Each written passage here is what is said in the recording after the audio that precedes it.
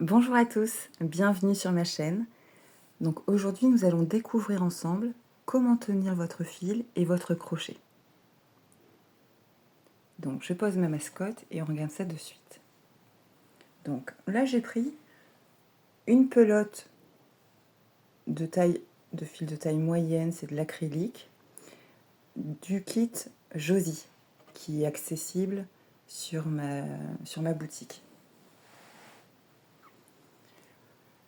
Donc, j'ai monté également une maille chaînette que nous allons voir ensemble en détail tranquillement dans la prochaine vidéo.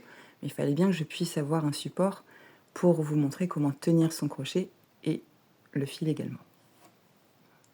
Donc pour le crochet, il y a plusieurs écoles.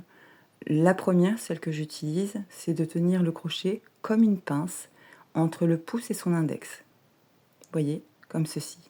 Et avec le doigt, donc soit le majeur, soit l'annulaire, vous guidez votre fil, votre maille qui glisse sur le crochet. Moi, personnellement, j'ai tendance à utiliser l'annulaire. Mais bon, ça c'est au choix, il faut être à l'aise en tout cas. La deuxième méthode, c'est de venir vers l'avant, votre main vers l'avant, et de pincer toujours votre toujours pouce index sur le crochet et on travaille comme ceci. Comme ceci.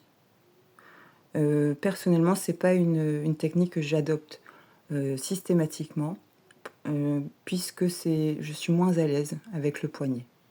Mais en revanche, pour faire des petits doudous, des petites mascottes comme celle-ci, j'ai utilisé à plusieurs reprises cette technique. Voilà, parce qu'il y avait moins d'espace, parce que j'étais plus à l'aise en prenant mon crochet comme ça. Également, quand on utilise un très gros crochet, par exemple pour faire des sacs ou des gros tapis, là, on aurait tendance aussi à utiliser la méthode du couteau. Voilà.